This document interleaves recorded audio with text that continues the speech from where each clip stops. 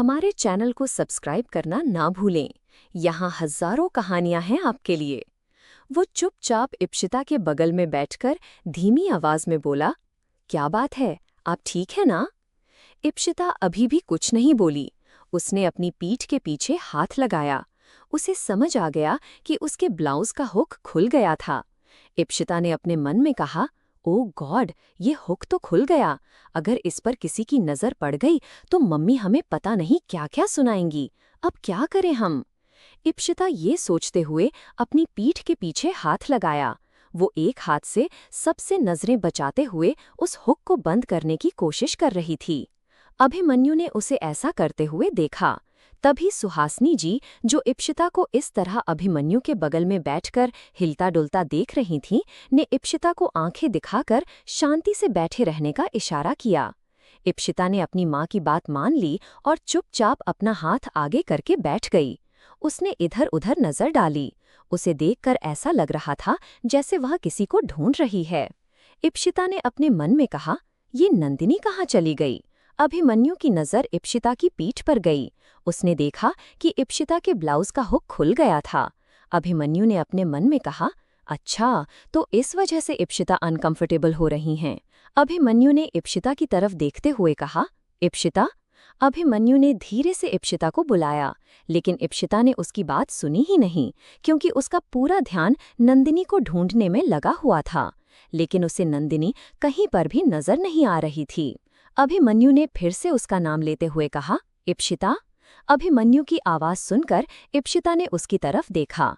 अभिमन्यु कुछ बोलने जा ही रहा था कि अर्पिता इप्शिता के बगल में आकर खड़े होते हुए बोली, भाभी सा, हम आपके लिए एक छोटा सा गिफ्ट लेकर आए हैं। अभिमन्यु ने इप्शिता की तरफ देखा। वो अर्पिता से भी कंफर्टेबल बात नहीं कर पा रही थी। तभी अभिमन्यु ने उसे इंट्रोड्यूस करते हुए कहा, इप्शिता, ये हमारी बहन अर्पिता है। इप्शिता ने हाँ में अपना सिर हिलाकर अर्पिता की तरफ देखा। अर्पिता के बगल में जयराज खड़ा था।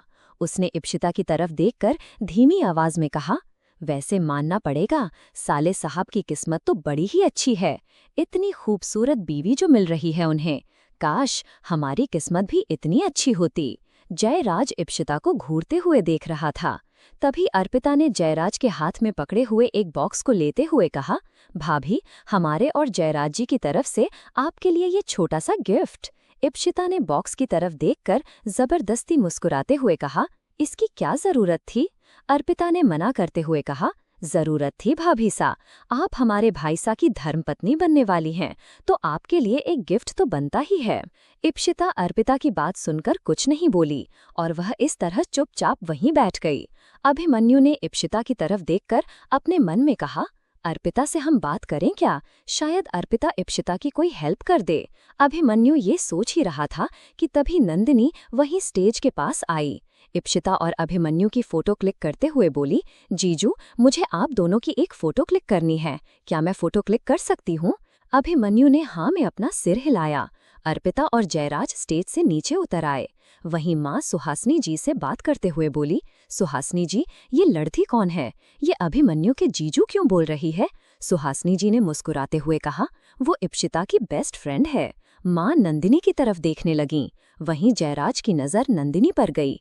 जैसे ही उसने सुहासिनी जी के मुंह से ये बात सुनी कि नंदिनी इप्शिता की फ्रेंड है, वो उसे देखकर अजीब तरह से मुस्कुराने लगा। अर्पिता की नज़र जैसे ही अपने पति पर गई, उसने जयराज की तरफ घूमते हुए कहा, क्या देख रहे हैं आप जयराज जी? जयराज ने अर्पिता की ये बात सुनकर नंदिनी की तरफ से अपनी नज़रें हटाते हुए कहा, नहीं, कहीं नहीं।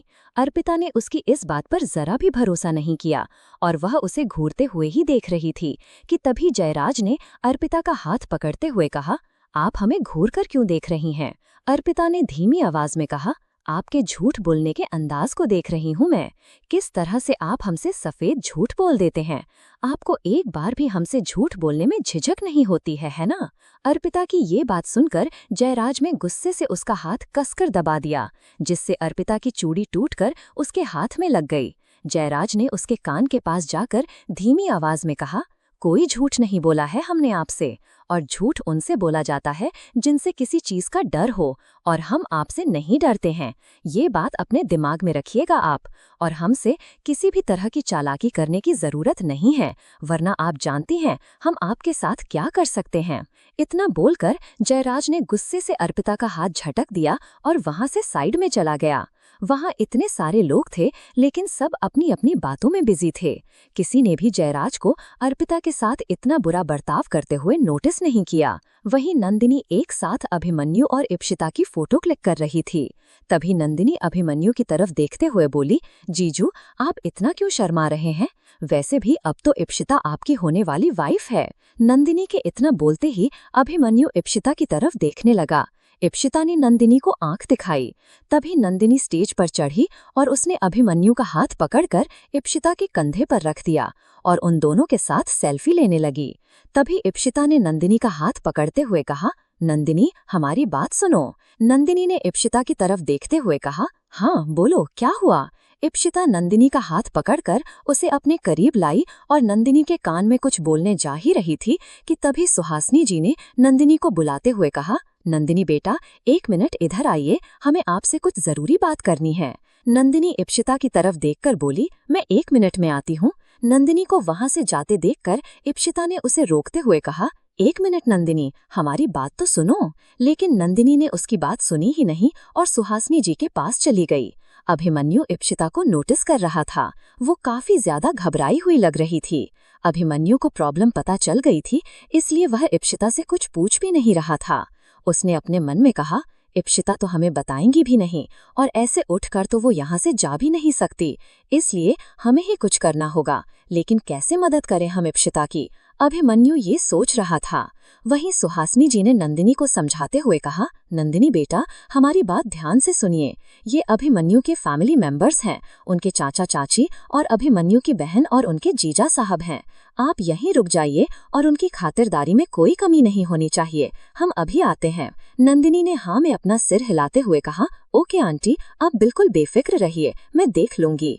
इतना बोलकर नंदिनी ने वेटर को बुलाया और वह शरबत का ग्लास उठाकर अपने हाथों से अभिमन्यु के चाचा चाची और बाकी सब लोगों को सर्व करने लगी। वहीं जयराज नंदिनी को घूरते हुए देख रहा था। नंदिनी का बैकलेस गाउन देखकर वह उसकी पीठ को एकटक घूरता ही जा रहा था। अर्पिता ये देखकर बिल्कुल भी अच्छा फील नहीं कर रही थी। वहीं नंदिनी को इन सारी बातों की खबर ही नहीं थी। वह सबको ड्रिंक सर्व कर रही थी। वह वैसे ही नॉर्मली अर्पिता को ड्रिंक देकर जयराज के सामने गई उन्हें भी ड्रिंक देने के लिए। नंदिनी ने जैसे ही अपना हाथ आगे बढ़ाया, जयराज ने नंदिनी के पूरे हाथ को छूते हुए उसके हाथ से ग्लास लिया। नंदिनी को जयराज का ये टच बिल्कुल भी अच्छा नहीं लगा, लेकिन नंदिनी ने इस बात को ज्यादा तूल नहीं दिया और ना ही इस बारे में सोचा, क्योंकि उसे लगा कि शायद गलती से हाथ टच हो गया होगा, इसलिए वो वहां से आगे बढ़ गई। लेकिन जयराज बार बार पलट पलट कर नंदिनी को ही देख रहा था। वहीं अभिमन्यु और इप्शिता के साथ एक एक करके सब लोग फोटो क्लिक करवाने आ रहे थे। वहीं इप्शिता स्टेज पर बने काउच पर अपना बैग टिकाकर बैठी हुई थी और किसी तरह से खुद को कंफर्टेबल दिखाने की नाकाम कोशिश कर रही थी। लेकिन उसके चेहरे की घबराहट बता रही थी कि वह कितनी ज्यादा नर्वस और अनकंफर्टेबल है। क्रमशः हमारे चैनल को सब्सक्राइब करना ना भूलें। यहाँ हजारों कहानियां हैं आपके लिए। वहीं अभिमन्यु और इप्शिता के साथ एक एक करके सब लोग पिक्चर क्लिक करवाने आ रहे थे। इप्शिता स्टेज पर बने काउच पर बैठी थी। उसकी पीठ काउच के सहारे टिकी हुई थी। वो किसी तरह खुद को सहज दिखाने की नाकाम कोशिश कर रही थी, लेकिन उसके चेहरे की घबराहट उसकी असहजता को जाहिर कर रही थी। अभिमन्यु उसकी समस्या समझ गया था। वो किसी भी तरह उसकी मदद करना चाहता था, क्योंकि उसे पता था कि इप्शिता बिल्कुल भी सहज नहीं थी। ये सब अपने मन में सोचते हुए अभिमन्यु ने माँ सा की ओर देखा। माँ सा उठकर स्टेज पर आईं और उन्होंने अभिमन्यु और इप्शिता की ओर देखते हुए कहा, क्या बात है अभिमन्यु, हम आपको बहुत देर से देख रहे हैं। आप हमसे कुछ कहना चाहते हैं क्या? अभिमन्यु उठकर खड़ा हुआ और माँ सा के पास जाकर धीमी आवाज में कहा, माँ सा, क्या हम इप्शिता से कुछ बात कर सकते हैं अकेले में? इप्शिता ने जैसे ही अभिमन्यु के मुंह से बात सुनी, उसका गला सूख गया। उसने अपने मन में कहा, अब इस अभिमन्यु को क्या हो गया? इन्हें हमसे अब क्या बात करनी है, वो भी इतनी गलत टाइमिंग पर? कैसे जाएंगे हम यहाँ से सबके सामने से? और ऊपर से हमारा ब्लाउज। मासा ने जैसे ही अभिमन्यु की बात सुनी, उन्होंने धीमी आवाज में पूछा, क्या बात है अभिमन्यु, आपको क्या परेशानी है और किस बारे में बात करनी है आपको? इप्शिता ने अभिमन्यु की माँ की बात सुनी और उसने अपने मन में कहा, प्लीज गॉड, ये मुझे अभिमन्यु जी के साथ बात करने से मना कर दें। सुहासिनी जी, जो माँ सा के पीछे ही खड़ी थीं, उन्होंने अभिमन्यु की बात सुन ली थी। वे स्टेज पर आकर माँ सा की ओर देखते हुए बोली, अगर कुंवर सा इप्शिता से बात करना चाहते हैं तो हमें कोई परेशानी नहीं है रानी सा। इप्शिता ने जैसे ही अपनी माँ की बात सुनी, उसने अपने मन में कहा, क्या कर रही हैं मम्मी आप? हम इस हाल में नहीं जा सकती अभिमन्यु के साथ बात करने। आप क्यों ऐसा बोल रही हैं? प्लीज कोई तो मना कर दे। इप्शिता ये सोच ही रही थी कि तभी मासा ने कहा, ठीक है अभिमन्यु, आपको बात करनी है तो आप इप्शिता से बात कर सकते हैं। अभिमन्यु ने सुहासिनी जी और मासा की ओर देखते हुए कहा, थैंक यू सो मच। इतना बोलकर अभिमन्यु इप्शिता के पास गया और उसने अपना हाथ आगे बढ़ाते हुए कहा, इप्शिता प्लीज हमारे साथ चलिए। सुहासिनी जी इप्शिता के पास आईं और उन्होंने इप्शिता को उसकी जगह से उठाते हुए कहा, जाइए इप्शिता, कुंवर सा को आपसे कुछ बात करनी है, उन्हें सामने वाले कमरे में ले जाइए, क्योंकि आप इतने भारी लहंगे के साथ अपने कमरे में नहीं जा पाओगी। इप्शिता उठकर खड़ी ही हुई थी कि अभिमन्यु ने कहा, इट्स ओके आंटी, हम हैं ना, हम उनकी मदद कर देंगे। इप्शिता जैसे ही उठकर खड़ी हुई, अभिमन्यु ने तुरंत इप्शिता की पीठ के पीछे अपना हाथ लगाया और इप्शिता का हाथ पकड़कर संभालते हुए उसे स्टेज से उतार लिया। इप्शिता का हाथ पकड़े हुए वह उसे सबसे दूर ले जाते हुए बोला, हम जानते हैं आपके ड्रेस में कोई समस्या हो गई है, हम आपको कमरे में लेकर चलते हैं, आप उसे ठीक कर लीजिएगा, हम आपकी ओर नहीं देख रहे। इप्शिता ने जैसे ही ये बात सुनी, वो एक झटके से अपना चेहरा मोड़कर बहुत ही हैरानी से अभिमन्यु की ओर देखने लगी। अभिमन्यु ने अपने हाथ से इप्शिता की पीठ को पूरी तरह से ढक लिया था। इप्शिता अभिमन्यु के मुंह से ये बात सुनकर काफी ज्यादा हैरान हो गई थी और उसने अपनी धीमी आवाज में कहा, आपको? अभी इप्शिता बोल ही रही थी कि अभिमन्यु ने उसकी बात बीच में काटते हुए कहा, जी हाँ, हमें पता है, प्लीज आप कमरे के अंदर चलिए। इप्शिता को बिल्कुल भी उम्मीद नहीं थी कि अभिमन्यु को इस बारे में पता चल गया होगा, लेकिन जैसे ही उसने ये बात सुनी, उसे अपने दिल में कुछ महसूस हुआ, शायद अभिमन्यु के लिए सम्मान। लेकिन फिर वो चुपचाप सामने की ओर बने कमरे की तरफ बढ़ गई। अभिमन्यु के साथ चलते हुए इप्शिता उसकी ओर ही देख रही थी। चलते हुए वे कमरे में आए, दोनों एक साथ कमरे के अंदर आए और जैसे ही अभिमन्यु उसे कमरे के अंदर ले गया, उसने इप्शिता की पीठ के पीछे से अपना हाथ हटा लिया और इप्शिता से अपना मुंह दूसरी ओर घुमाते हुए कहा, हमें आपसे ऐसी कोई बात नहीं करनी है, हम बस आपको वहां स्टेज पर असहज देख रहे थे, इसीलिए हम आपको यहाँ पर लेकर आए हैं। अब आप अपनी ड्रेस ठीक कर सकती हैं, हम आपकी ओर नहीं देख रहे। इतना बोलकर अभिमन्यु ने अपना चेहरा दूसरी ओर घुमा लिया। इप्शिता हैरानी से अभिमन्यु की ओर ही देखती रही और उसने अपने मन में कहा, ये क्या देख रही हूँ मैं और क्या सुन रही हूँ मिस्टर अभिमन्यु के मुंह से? मुझे तो अपनी आंखों और कानों पर विश्वास ही नहीं हो रहा। इप्शिता के मन में कई सारे सवाल चल रहे थे और उसने अपने ब्लाउज को बंद करने की कोशिश की, लेकिन इतनी भारी ज्वेलरी और इतने भारी दुपट्टे के साथ उसका हाथ पीछे की तरफ जा ही नहीं रहा था, इसलिए वह उसे बंद नहीं कर पा रही थी। कुछ देर बाद अभिमन्यु ने इप्शिता की ओर अपनी निगाहें घुमाईं। इप्शिता अभी भी अपना हुक बंद करने में संघर्ष कर रही थी। इप्शिता इतनी अच्छी तरह से तैयार हुई थी और इतनी ज्यादा खूबसूरत लग रही थी, लेकिन अब उसके चेहरे पर इतनी घबराहट और उसे इतना परेशान होते देखकर अभिमन्यु को बिल्कुल भी अच्छा नहीं लग रहा था। अभिमन्यु कहीं न कहीं इप्शिता की आंखों और उसके चेहरे की खूबसूरती में खो गया था। इप्शिता ने जैसे ही अभिमन्यु को अपनी ओर घूमते हुए देखा, उसने अपना हाथ नीचे करते हुए कहा, अभिमन्यु, क्या आप हमारी एक और मदद कर सकते हैं? प्लीज आप हमारी फ्रेंड नंदिनी को बुला दीजिए, एक्चुअली हमसे ये हुक नहीं लग रहा। अभिमन्यु ने जैसे ही इप्शिता की बात सुनी, उसने हाँ में अपना सिर हिलाया और दरवाजा खोलकर इधर उधर देखने लगा, लेकिन उसे नंदिनी कहीं पर भी नजर नहीं आ रही थी। उसने दोबारा दरवाजा बंद करते हुए कहा, हमें आपकी फ्रेंड कहीं नजर नहीं आ रही, अगर आपको कोई परेशानी ना हो तो हम आपकी मदद कर सकते हैं। इप्शिता ने अभिमन्यु की बात सुनी और वह उसे घूरते हुए देखने लगी। तभी अभिमन्यु ने सफाई देते हुए कहा, नहीं, आप हमें गलत मत समझिएगा। हम सिर्फ आपका हुक लगाएंगे और वो भी दूसरी ओर देखते हुए। हम आपकी तरफ अपनी नजर भी नहीं घुमाएंगे। Don't worry. इप्शिता अभिमन्यु की बात सुनकर उसे घूरते हुए देखने लगी।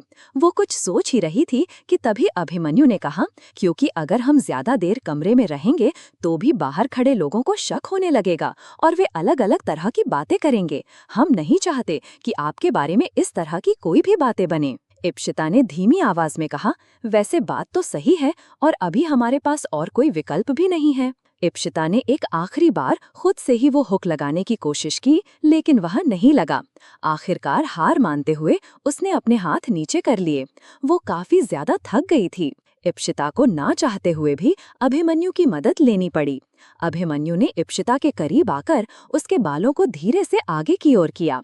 जैसे ही इप्शिता ने अपनी पीठ पर अभिमन्यु का हाथ महसूस किया, उसके दिल की धड़कनें तेज हो गईं और उसने शीशे में अभिमन्यु की ओर देखा। अभिमन्यु ने जैसा बोला था वह उसकी ओर नहीं देख रहा था, बल्कि उसने अपनी निगाहें दूसरी ओर कर रखी थीं। इप्शिता ने जैसे ही अभिमन्यु को शीशे में देखा, इप्शिता के मन में अभिमन्यु के लिए इज्जत बढ़ गई। जैसे ही इप्शिता का वो हुक लग गया, अभिमन्यु 2 कदम पीछे हटते हुए बोला, हो गया। इप्शिता ने अपनी पीठ के पीछे हाथ लगाते हुए देखा और अभिमन्यु ने बहुत अच्छी तरह से उसका हुक लगा दिया था। इप्शिता जल्दी से अपने दुपट्टे और बाल को ठीक करके अभिमन्यु के बगल में आकर खड़ी हो गई। अभिमन्यु ने गेट खोला और वहां इप्शिता की ओर देखने लगा। इप्शिता अभिमन्यु के बगल में आकर खड़ी हुई और उसने धीमी आवाज में कहा, thank you so much mister Abhimanyu.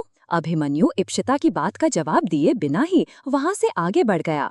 वहीं नंदिनी इस समय एक वेटर से बात करके उसे सब समझा रही थी और बाकी के आए हुए मेहमानों को स्नैक सर्व करने के लिए बता रही थी।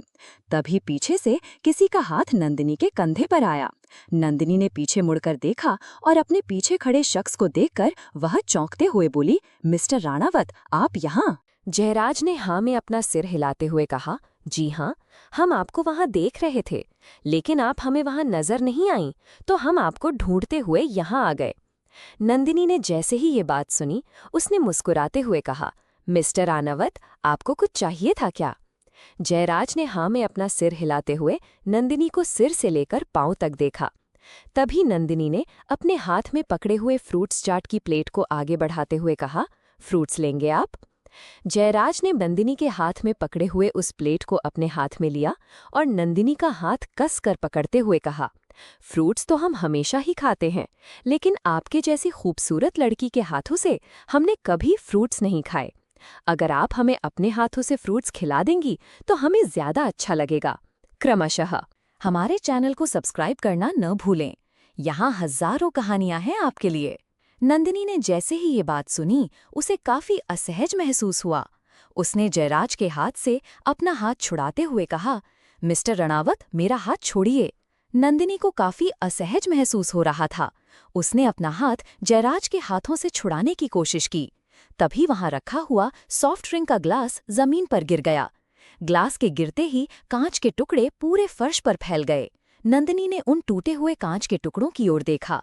कांच के गिरकर टूटने से एक तेज आवाज हुई और ज्यादातर लोगों का ध्यान उसकी ओर गया।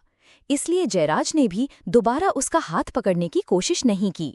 वो इधर उधर देखते हुए अपनी जगह से कुछ कदम पीछे हट गया, लेकिन नंदिनी घबराकर तुरंत ही वहां से दूसरी तरफ भाग गई।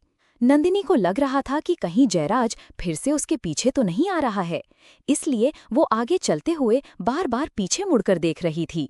इसी वजह से वो सामने से आ रहे उदय से टकरा गई। उदय ने नंदिनी का हाथ पकड़ते हुए कहा, आराम से नंदिनी, आप इस तरह भागती हुई कहाँ जा रही हैं? क्या कोई आपके पीछे आ रहा है? इतना बोलते हुए उदय ने नंदिनी के पीछे झांक कर देखा तो उसे वहां पर कोई भी नजर नहीं आया। नंदिनी ने जैसे ही उदय को देखा, उसने अपने आप को संभाला और अपने माथे पर आए पसीने को पोंछते हुए कहा, आई एम सॉरी, कुछ नहीं, मैं बस थोड़ी जल्दबाजी में थी, शायद मैंने आपको आते हुए नहीं देखा, आई एम सॉरी। उदय ने नंदिनी की घबराहट को महसूस किया और उसका हाथ पकड़ते हुए कहा, इट्स ओके, रिलैक्स, आप इतनी घबराई हुई क्यों हो? आपको देखकर ऐसा लग रहा है जैसे आप किसी से बचकर भाग रही हैं। नंदिनी ने जैसे ही ये बात सुनी, उसने तुरंत ना में अपना सिर हिलाते हुए कहा, नहीं नहीं, ऐसा कुछ भी नहीं है, हम तो बस उधर जा रहे थे। इतना बोलकर नंदिनी ने एक बार फिर से पीछे मुड़कर देखा और अपने सामने की तरफ उंगली से इशारा करते हुए उसी तरह तेज कदमों से वहां से आगे चली गई। उदय को नंदिनी पर कुछ शक हुआ और वो पीछे की तरफ देखने लगा जहां से नंदिनी भागती हुई आ रही थी। वहां पर उसे जयराज के अलावा और कोई नजर नहीं आया। उदय ने अपनी भौहें सिकोड़ते हुए कहा, ये मिस्टर राणावत यहाँ पर क्या कर रहे हैं? उदय ने खुद से सवाल करते हुए जयराज की तरफ देखा, लेकिन उससे ज्यादा कुछ समझ नहीं आया क्योंकि जयराज इस वक्त दूसरी तरफ देख रहा था। एंगेजमेंट का फंक्शन भी अब लगभग खत्म हो चुका था और राजवंश परिवार के सभी लोग वापस जा चुके थे। वहीं इप्सिता कपड़े चेंज करने के बाद अपने कमरे में बैठी थी। उसने अपने मन में कहा, आज जिस तरह से अभिमन्यु ने हमारी मदद की और जिस तरह से हमें सहज महसूस करवा रहे थे, ये सब देखने के बाद मुझे ऐसा लग रहा है कि शायद हम उन्हें गलत समझ रहे थे। वो एक बहुत अच्छे इंसान हैं और देखो, हमने तो उन्हें थैंक यू तक नहीं बोला। उन्होंने हमारी इतनी मदद की, कम से कम हमें उन्हें थैंक्स तो बोलना ही चाहिए था। इप्सिता कहीं न कहीं अभिमन्यु की मदद से काफी प्रभावित हो गई थी। वो अभिमन्यु के ख्यालों में ही खोई हुई थी कि तभी नंदिनी कपड़े चेंज करके वॉशरूम से बाहर निकली। उसने अपना मुंह पोंछते हुए कहा, इशू, मैं सोच रही थी कि इसी शहर में थोड़ी दूर पर मेरी मौसी और मौसा जी रहते हैं, तो मैं उनसे जाकर कल मिल लेती हूँ, ठीक रहेगा ना? नंदिनी ये सारी बातें बोल रही थी, लेकिन इप्सिता ने उसकी किसी भी बात का कोई जवाब नहीं दिया क्योंकि उसका पूरा ध्यान तो अभिमन्यु में ही लगा हुआ था। इप्सिता को इस तरह सोच में डूबा देखकर नंदिनी उसके बगल में आकर बैठी और उसके चेहरे के सामने अपना हाथ हिलाते हुए बोली, क्या बात है मैडम, क्या सोच रही हो? इप्सिता ने जैसे ही नंदिनी की आवाज सुनी तो हड़बड़ाते हुए बोली, हाँ नहीं, कुछ नहीं। नंदिनी ने इप्सिता के सामने बैठते हुए कहा, कुछ नहीं, सीरियसली? अच्छा तो तुम मुझे ये बताओ, अगर तुम कुछ नहीं सोच रही थी तो फिर मैंने अभी तुम्हें क्या कहा? इप्सिता ने ना में अपना सिर हिलाते हुए कहा, हमारा ध्यान कहीं और था, इसलिए हमने सुना ही नहीं कि तुम क्या कह रही थीं। अब बताओ तुमने क्या कहा? नंदिनी ने इप्सिता का मजाक उड़ाते हुए कहा, हाँ हाँ, भला तू मेरी बातों पर क्यों ध्यान देगी? तुझे तो मेरे जीजू के बारे में सोचने से ही फुर्सत नहीं मिल रही है ना? इप्सिता ने नंदिनी की बात सुनकर उसके कंधे पर मारते हुए कहा, चुप करो तुम और कुछ भी मत बोला करो। इतना बोलकर इप्सिता शर्माने लगी और उसने अपनी नजरें दूसरी तरफ घुमा लीं।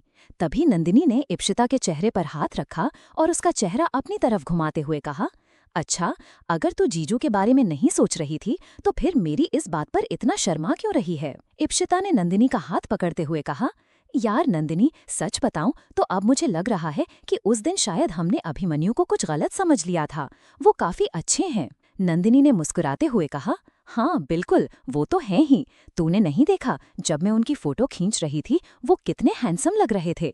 यार इप्सिता, तू पता करना, जीजू का कोई छोटा बड़ा भाई हो तो मुझे भी चल जाएगा, या फिर कोई ऐसे ही राजघराने टाइप का।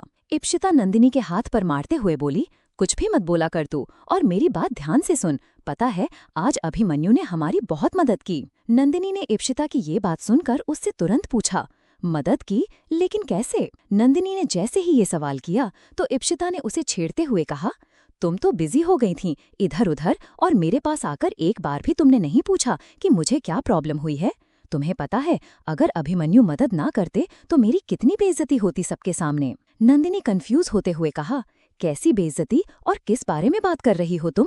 मुझे सब कुछ क्लियर बताओ। इप्सिता ने उसे पूरी बात समझाते हुए कहा, मेरे ब्लाउज का हुक खुल गया था और अभिमन्यु को पता नहीं ये बात कैसे पता चली और उन्होंने हमारी मदद की। वो वहाँ सबके सामने से हमें लेकर कमरे में आए और उन्होंने हमारी बेइज्जती होने से बचा लिया। इप्सिता की पूरी बात सुनते ही नंदिनी ने अपने सर पर हाथ रखते हुए कहा, ओह शिट, इतनी बड़ी प्रॉब्लम हो गई थी और तूने मुझे बताया ही नहीं। इप्सिता ने नंदिनी को घूरते हुए कहा, इतनी बार तो हम तुम्हें इशारे से सारी बातें बताने की कोशिश कर रहे थे, लेकिन तुम अपने ख्यालों से बाहर निकलो तब ना। नंदिनी ने इप्सिता से माफी मांगते हुए कहा, आई एम सो सॉरी यार, मुझे नहीं पता था कि तुम इतनी प्रॉब्लम में हो। इप्सिता ने ना में अपना सिर हिलाते हुए कहा, अच्छा चलो छोड़ो अब ये सब, और ये तो कहो, अच्छा हुआ अभिमन्यु ने हमारी इज्जत बचा ली। इप्सिता बोल ही रही थी कि तभी नंदिनी ने कहा, वैसे तुम्हें जीजू को थैंक यू बोला या नहीं? इप्सिता ने जैसे ही ये बात सुनी उसने तुरंत ना में अपना सिर हिलाते हुए कहा, नहीं, हमें टाइम ही नहीं मिल पाया और सब लोगों के सामने कैसे बोलते, हमें थोड़ा असहज लगता। नंदिनी ने अपना सर पीटते हुए कहा, ओह गॉड, उन्होंने तुम्हारी इतनी मदद की और तुमने उन्हें एक थैंक यू तक नहीं बोला। How rude you are. Ipshita ने नंदिनी का हाथ पकड़ते हुए कहा, हम भी यही सोच रहे थे कि हम अभिमन्यु को थैंक्स कैसे बोलें। नंदिनी ने उसका मोबाइल फोन उठाते हुए कहा, तेरे पास उनका नंबर है तो अभी उन्हें कॉल कर और थैंक यू बोल दे। इप्शिता ने नंदिनी को घूरते हुए कहा, कैसी बात कर रही हो तुम, हमारे पास भला उनका नंबर कैसे होगा। नंदिनी ने काफी हैरानी से अपनी आंखें बड़ी करते हुए कहा, क्या मतलब, कौन सी 18वीं सदी में है हम लोग कि जिससे शादी हो रही है अपने होने वाले पति का नंबर तक नहीं है तेरे पास। नंदिनी को इतना हैरान और परेशान देखकर इप्शिता ने बड़े ही आराम से उसकी बात का जवाब देते हुए कहा, अरे यार, यहाँ पर ऐसे ही होता है और वैसे भी ये एक अरेंज मैरिज है और हम कल उनसे दोबारा ही मिले थे, तो ऐसे में नंबर कैसे हो सकता है हमारे पास उनका। इप्शिता ने ये बात ऐसे बोली जैसे कि उसके लिए ये बहुत ही सामान्य बात हो, जबकि शहर में नंदिनी जहाँ से संबंध रखती है वहाँ पर तो मुलाकात के बाद एक दूसरे की सोशल मीडिया आईडी और नंबर पहले ही मिल जाते हैं। नंदिनी ने अपना सिर हिलाते हुए कहा, अच्छा ठीक है, अब नहीं है वो नंबर तो क्या कर सकते हैं, लेकिन तू फिर एक काम कर, जीजू को सरप्राइज दे और कल उनसे जाकर मिल और उन्हें लंच पर लेकर जाकर थैंक्स बोल। इप्शिता ने जैसे ही नंदिनी का ये आइडिया सुना, उसने थोड़ा झिझकते हुए कहा, लेकिन क्या ऐसा करना ठीक होगा? नंदिनी ने हाँ में अपना सिर हिलाते हुए कहा, हाँ बिल्कुल ठीक रहेगा, और वैसे भी तू किसी दूसरे इंसान से मिलने थोड़ी ना जा रही है, अब तो वो तेरे मंगेतर हो गए हैं और अपने मंगेतर से मिलने में क्या बुराई। अगर तू उनसे मिलने जाओगी तो उन्हें भी ऐसा लगेगा कि तू भी कुछ प्रयास कर रही है, तो हो सकता है वो भी खुलकर सामने आए और तुझे अपनी लाइफ के बारे में भी कुछ बताएं। नंदिनी की ये बात सुनकर इप्शिता कुछ सोचने लगी और तभी नंदिनी ने कहा, सोचने का टाइम नहीं है, जल्दी डिसाइड करो जो भी डिसाइड करना है। इप्शिता ने थोड़ा सोच कर कहा, आई थिंक तुम ठीक कह रही हो, लेकिन हम उनसे मिलने उनके घर तो नहीं जा सकते, तो फिर। इप्शिता की ये बात सुनकर नंदिनी ने अपनी भौहें सिकोड़ते हुए कहा, तुम्हें उनका ऑफिस पता है? इप्शिता ने कहा, हाँ, हमें संजय अंकल ने बताया था, उन्हें पता होगा अभिमन्यु के ऑफिस का एड्रेस, और हाँ, ये ठीक रहेगा, हम उनके ऑफिस जाते हैं। नंदिनी खुश होते हुए बोली, ग्रेट, तो फिर प्रॉब्लम सॉल्व। तुम कल दोपहर में ऑफिस जाओ, उन्हें सरप्राइज दो और उन्हें अपने साथ लंच पर लेकर जाओ और वहीं पर उन्हें थैंक यू भी बोल देना, और तुम दोनों एक दूसरे से अकेले में मिलोगी, बात करोगी तो तुम्हारे बीच कंपैटिबिलिटी बढ़ेगी। नंदिनी की ये सलाह सुनकर इप्शिता ने भी धीरे से हाँ में अपना सिर हिलाया और अपने मन ही मन ये सोचने लगी कि वो अभिमन्यु से मिलने जाने के लिए अपने घर वालों से परमिशन कैसे लेगी, वो भी अपनी सगाई के अगले ही दिन। क्रमशः हमारी चैनल को सब्सक्राइब करना न भूलें, यहाँ हजारों कहानियां हैं आपके लिए। नंदिनी की ये सलाह सुनकर इप्शिता ने भी धीरे से सिर हिलाया और मन ही मन सोचने लगी कि वो अभिमन्यु से मिलने जाने के लिए घर वालों से परमिशन कैसे लेगी, वो भी सगाई के अगले ही दिन। इप्शिता ने सिर हिलाते हुए कहा, लेकिन हम वहाँ अकेले कैसे जाएंगे, तुम भी हमारे साथ चलना। नंदिनी ने सिर हिलाते हुए कहा, अरे नहीं, मैं वहाँ तुम दोनों कपल्स के बीच में कबाब में हड्डी नहीं बनना चाहती, तुम अकेले ही जाओ। इप्शिता ने जिद करते हुए कहा, कैसी बात कर रही हो तुम, और वैसे भी तुम मेरी बेस्ट फ्रेंड हो और मैं चाहती हूँ कि तुम मेरे साथ रहो, इसी बहाने तुम भी अभिमन्यु से मिल लोगी। नंदिनी ने सीधे मना करते हुए कहा, जीजू से तो मैं बाद में भी मिल लूंगी, लेकिन कल तुम अकेले ही वहां जाओ, और वैसे भी मैं अपनी मौसी से मिलने जा रही हूँ, वो यहीं पर रहती हैं। अब जब मैं यहाँ आ ही गई हूँ तो उनसे मिल लेती हूँ, और वैसे भी जब हमारे एग्जाम शुरू हो जाएंगे तो फिर कहीं आने जाने का समय नहीं मिलेगा। नंदिनी की बात सुनकर इप्शिता कुछ सोचने लगी और उसकी बात मानते हुए कहा, ठीक है, फिर मैं अकेले ही चली जाऊंगी। नंदिनी ने इप्शिता की बात सुनते ही उसे गले लगाते हुए कहा, ये हुई ना बात, वहां जाकर जीजू से सारी बातें करना और वहां पर जो कुछ भी हुआ हो मुझे सब कुछ डिटेल में बताना। तुम दोनों ने वहां क्या क्या बातें की, क्या खाया पिया, मुझे सब कुछ जानना है, ओके?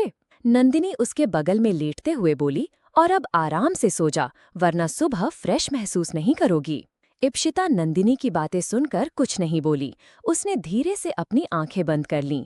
आंखें बंद करते ही पता नहीं क्यों उसकी आंखों के सामने अभिमन्यु का चेहरा आया और वो अनजाने ही अभिमन्यु के बारे में सोचने लगी। इप्शिता ने मन ही मन कहा, क्या मेरा कल उनसे मिलने जाना ठीक रहेगा? उन्हें उनके ऑफिस जाकर सरप्राइज देना ये कहीं ज्यादा तो नहीं हो रहा।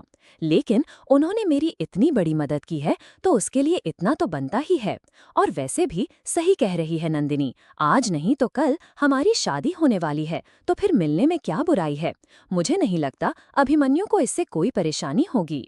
ये सारी बातें सोचते सोचते इप्शिता को पता नहीं कब नींद आ गई और सगाई की थकान के कारण वो गहरी नींद में सो गई।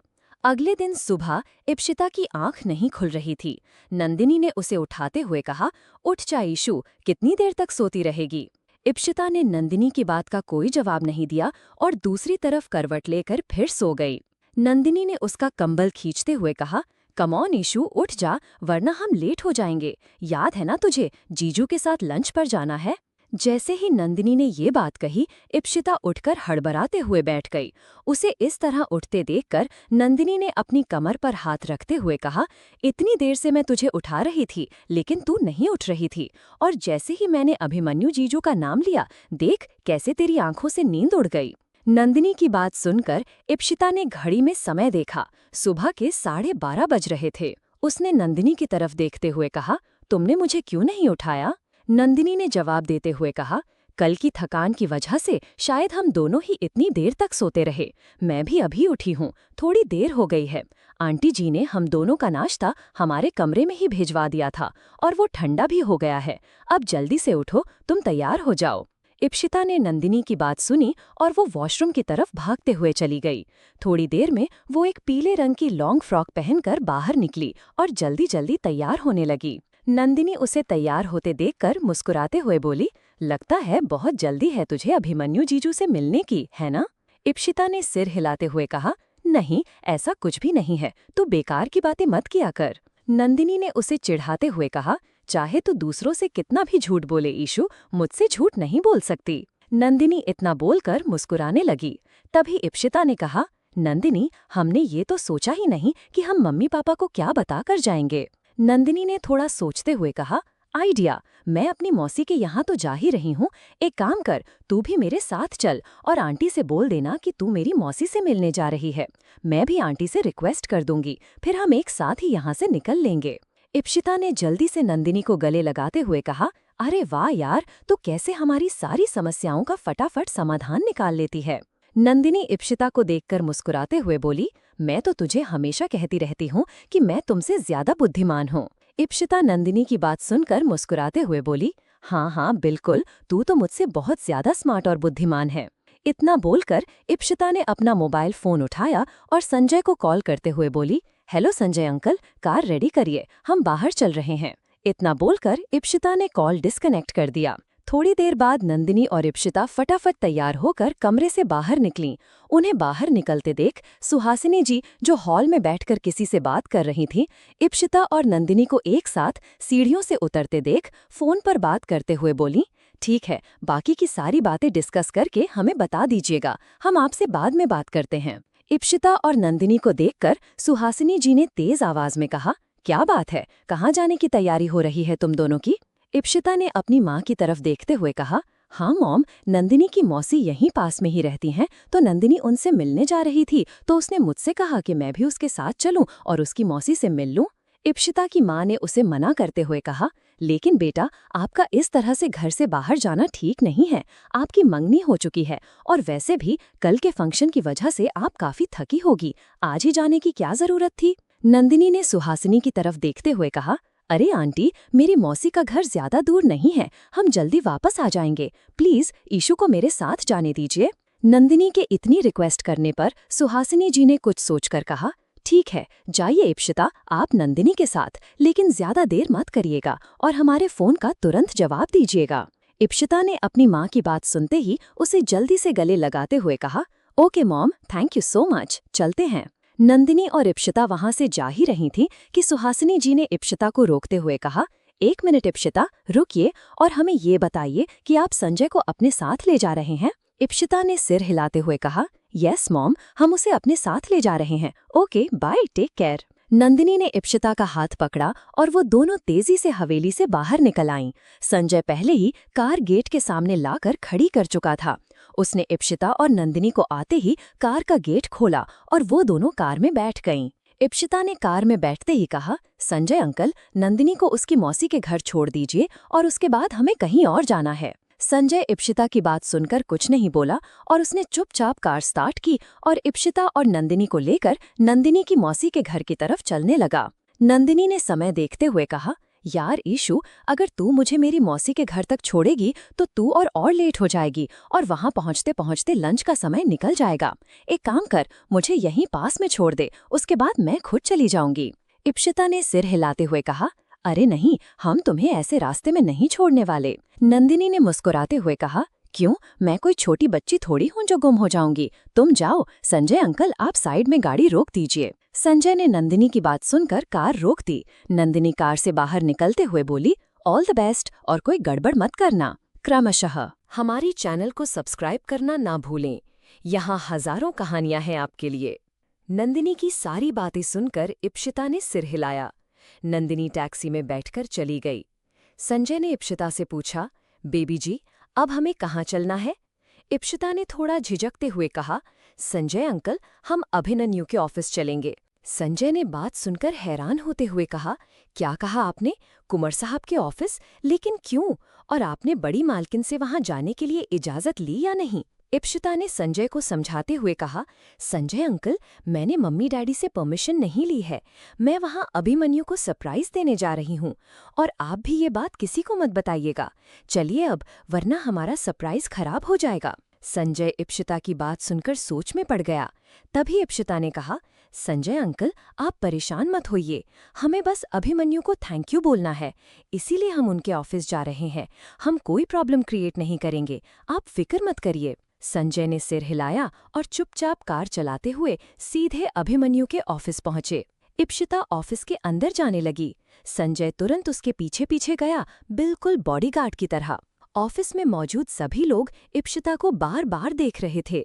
इप्शिता बहुत खूबसूरत लग रही थी और उसकी खूबसूरती से कोई भी नजरें नहीं हटा पा रहा था। लेकिन जैसे ही उनकी नजर पीछे से आ रहे संजय पर पड़ी, वे सब अपने काम में लग गए। इप्शिता रिसेप्शनिस्ट के पास जाकर खड़ी हुई और रिसेप्शन पर बैठी लड़की से बोली, एक्सक्यूज मी, हमें मिस्टर अभिमन्यु से मिलना है। रिसेप्शनिस्ट ने इप्शिता की ओर देखते हुए मुस्कुराते हुए कहा, गुड आफ्टरनून मैम, क्या आपने सर से मिलने का अपॉइंटमेंट लिया है? इप्शिता ने सिर हिलाते हुए कहा, नहीं, हम उनसे कोई मीटिंग करने नहीं आए हैं, बस उनसे मिलना है। रिसेप्शनिस्ट ने कहा, I am so sorry ma'am, आप उनसे मीटिंग करें या नहीं, आपको सर से मिलने के लिए अपॉइंटमेंट लेना ही पड़ेगा। इप्शिता मुस्कुराते हुए बोली, नहीं, हमें लगता है शायद आपको कोई गलतफहमी हुई है। हम अभिमन्यु की फियांसे हैं, इसलिए उनसे मिलना चाहते हैं। उस लड़की ने इप्शिता को सिर से पांव तक देखा और माफी मांगते हुए कहा, I am so sorry ma'am, एक मिनट रुकिए, मैं अभी सर से बात कर लेती हूँ। उस रिसेप्शनिस्ट ने अभिमन्यु को कॉल किया और कॉल स्पीकर पर डाल दी। अभिमन्यु ने कॉल उठाते हुए कहा, व्हाट हैपेंड मानसी? रिसेप्शनिस्ट ने कहा, सर, आपसे मिलने कोई आया है और वो आपको अपनी फियांसे बता रही हैं। अभिमन्यु काम में व्यस्त था और उसने लापरवाही से कहा, व्हाट नॉनसेंस, हमारी कोई फियांसे नहीं है, फोन रखिए, हम बिजी हैं। संजय और इप्शिता ने अभिमन्यु की बात सुनकर आश्चर्य से आंखें चौड़ी कर लीं। इप्शिता का चेहरा गुस्से से लाल हो गया और वो गुस्से से फोन की ओर देखने लगी। अभिमन्यु का जवाब सुनकर रिसेप्शनिस्ट ने कहा, आई एम सॉरी मैम, मुझे आशा है आपने सर की बात सुन ली होगी, इसलिए मैं आपको सर से मिलने की परमिशन नहीं दे सकती। इससे पहले कि संजय कुछ बोल पाता, इप्शिता गुस्से से तिलमिला उठी। उसने संजय की ओर देखा और बोली, उसकी इतनी हिम्मत, समझता क्या है वो खुद को? संजय इप्शिता के पास जाकर बोला, बेबी जी, हमें लगता है कुंवर साहब को कोई मिसअंडरस्टैंडिंग हुई है। इप्शिता ने संजय की बात पर ध्यान नहीं दिया और तेज कदमों से आगे बढ़कर सीधे अभिमन्यु के कैबिन में चली गई। कैबिन में पहुंचते ही इप्शिता ने तेज आवाज में कहा, mister Abhimanyu, are you sure आपकी कोई फियांसे नहीं है? इप्शिता बहुत गुस्से में थी। अभिमन्यु अपनी जगह से उठ खड़ा हुआ और हैरान होते हुए बोला, इप्शिता, आप यहाँ? इप्शिता ने अपनी अंगूठी दिखाते हुए अभिमन्यु को ताना मारते हुए कहा, अगर आपकी कोई फियांसे नहीं है तो फिर हम कौन हैं? और ये आपके घर की पुश्तैनी अंगूठी हमारे हाथों में क्या कर रही है? बोलिए मिस्टर अभिमन्यु, है आपके पास कोई जवाब मेरे इस सवाल का? अभिमन्यु ने सफाई देते हुए कहा, हमने बिल्कुल नहीं सोचा था कि आप ऐसे यहाँ हमारे ऑफिस आ सकती हैं। अभिमन्यु बोल ही रहा था कि इप्शिता ने उसे गुस्से से घूरते हुए कहा, हाँ, हम तो आपको सरप्राइज देना चाहते थे, लेकिन आपने तो हमें ही ये सरप्राइज दे दिया कि आपकी कोई फियांसे नहीं है। अगर हम आपकी फियांसे नहीं है तो फिर कल जो कुछ भी हुआ वो क्या था? अभिमन्यु ने शांति से कहा, इप्शिता, 1 मिनट, आप हमारी बात सुनिए। हम काम में थोड़े बिजी थे और हम कल की एंगेजमेंट वाली बात बिल्कुल भूल गए। इप्शिता का गुस्सा और बढ़ गया। वो गुस्से से चिल्लाते हुए बोली, बस बहुत करवा ली हमने अपनी बेइज्जती, अब और नहीं। अगर आपकी कोई फियांसे नहीं है तो फिर हम ये अंगूठी पहनकर क्यों घूम रहे हैं? ये लीजिए, पकड़िए अपनी ये अंगूठी। इप्शिता अंगूठी उतारने लगी। अभिमन्यु ने सिर हिलाते हुए कहा, 1 मिनट इप्शिता, रुकिए, क्या कर रही हैं आप? इप्शिता गुस्से में अंगूठी उतारकर अभिमन्यु की टेबल पर रखकर जाने लगी। अभिमन्यु ने उसका हाथ पकड़कर रोका, इप्शिता, आपको बहुत बड़ी मिसअंडरस्टैंडिंग हो रही है। 1 मिनट, आप हमारी बात सुनिए, हम इसे क्लियर कर देते हैं। इप्शिता ने अपना हाथ छुड़ाया और उसे जोरदार थप्पड़ मारते हुए कहा, हम तो यहाँ आपको थैंक यू बोलने के लिए आए थे। हमने सोचा था कि हम कल आपको थैंक यू नहीं बोल पाए तो आज आपसे लंच पर मिलेंगे और आपको थैंक यू बोलेंगे कि हमने आपको गलत समझा, और अब हमें सब कुछ क्लियर हो गया है। तो जब हम ना ही आपकी फियांसे हैं और ना ही हमारी कोई एंगेजमेंट हुई है तो दोबारा हमारा हाथ पकड़ने की कोशिश भी मत करिएगा। इप्शिता वहां से जाने लगी। अभिमन्यु अपने गाल पर हाथ रखते हुए बोला, इप्शिता, आप जानती हैं ना, हमारी फैमिली ने इस रिश्ते को जोड़ा है, आप इसे ऐसे नहीं तोड़ सकती। इप्शिता रुक गई और पीछे मुड़कर बोली, पहले हमें भी ऐसा ही कुछ लगता था, लेकिन अब हम बिल्कुल क्लियर हैं। हम ऐसे इंसान के साथ शादी नहीं कर सकते जो हमें पब्लिकली अपनी फियांसे भी एक्सेप्ट नहीं कर सकता। ढूंढ लीजिएगा आप किसी दूसरी लड़की का हाथ इस अंगूठी के लिए। इप्शिता की आंखों में आंसू आ गए। अभिमन्यु ने इप्शिता के आंसुओं को देखा और उसके दिल में दर्द हुआ। उसने कुछ नहीं कहा। इप्शिता अपने आंसू पोंछकर केबिन से बाहर निकल गई। संजय ने इप्शिता को भागते हुए देखा। वो गाड़ी में आकर बैठ गई। संजय पीछे मुड़कर कुछ पूछने ही जा रहा था कि इप्शिता बोली, घर चलिए संजय अंकल। इप्शिता खिड़की से बाहर देखने लगी। संजय ने कार स्टार्ट कर दी। अभिमन्यु अपने कैबिन में बैठा था। उसने टेबल पर रखी इप्शिता की अंगूठी देखी और मन ही मन बोला, क्या सच में हमने इतनी बड़ी गलती कर दी है? अगर माँ साहब को ये बात पता चली कि राजकुमारी इप्शिता ने ये सगाई तोड़ दी तो पता नहीं वो क्या करेंगी। मुझे कुछ न कुछ करके इप्शिता से बात करनी ही होगी। इस एक छोटी सी गलतफहमी की वजह से हम ये सगाई नहीं तोड़ सकते। अभिमन्यु ने इप्शिता की अंगूठी उठाई और अपनी जेब में रख ली। इप्शिता थोड़ी देर में घर पहुंच गई। अभिमन्यु से हुई बातें उसके दिमाग में घूम रही थीं। उसने अभिमन्यु को कैसे थप्पड़ मारा था और अंगूठी देकर कैसे वापस आई थी, वो सब सोच सोचकर इप्शिता का दिमाग खराब हो रहा था। इप्शिता अपने कमरे में गई, दरवाजा अंदर से बंद किया और बेड पर बैठकर अपने हाथ को देखा। हाथ बिल्कुल सूना लग रहा था। इप्शिता ने आंसू पोंछते हुए कहा, हमने सही किया है ना? कहीं हमारा ये डिसीजन मम्मी पापा को निराश न कर दे। इप्शिता खड़ी हुई और बोली, लेकिन हम ऐसे इंसान के साथ अपनी पूरी जिंदगी नहीं गुजार सकते जो हमें सबके सामने एक्सेप्ट ही ना कर सके। हमने कुछ गलत नहीं किया, हम मम्मी पापा को समझा लेंगे। इप्शिता आंसू पोंछते हुए उठी और वॉशरूम चली गई। थोड़ी देर बाद वो बाहर निकली। उसका मूड खराब था, वो थोड़ी परेशान भी लग रही थी। वो चुपचाप बेड पर लेट गई। अभिमन्यु ने जिस तरह से फोन पर कहा था कि उसकी कोई फियांसे नहीं है, ये बात सोचकर इप्शिता को बहुत रोना आ रहा था। उसके आंसू बंद नहीं हो रहे थे।